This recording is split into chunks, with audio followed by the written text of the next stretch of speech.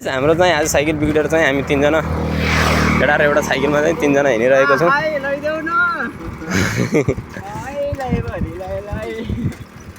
तीनजना एउटा साइकलमा अटिरहेको छ।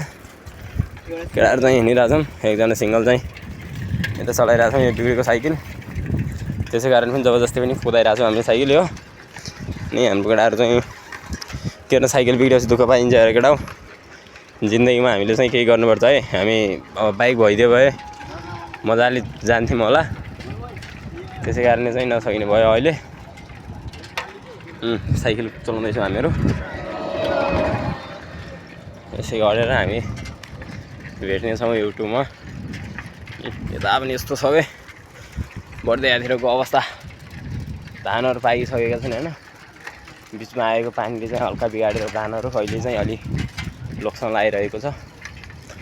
अनि बाटो पनि बनाउँदै र गरिरहेको रहेछ के, नालीहरू सफा गर्दै रहेछ, नाली सफा गर्दै रहेछ। यता यता भ्युजहरू पनि यस्तो यस्तो छ। धानहरू यस्तो बनाइरहेछन्। अनि लगायत अब चाहिँ नालीहरू बनाउन लाएर छ। अलि बाटो सानोबाट बनाइदिइरहेछन्।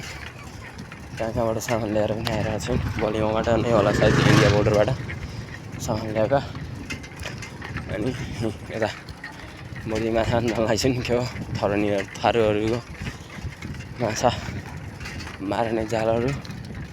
अनि यी धानहरू हेर यसरी ढलेछन्। यस्तो अवस्था छ धानहरूको चाहिँ। केटाहरू चाहिँ हिँडिरहेछन् अगाडि, हामी चाहिँ पछाडि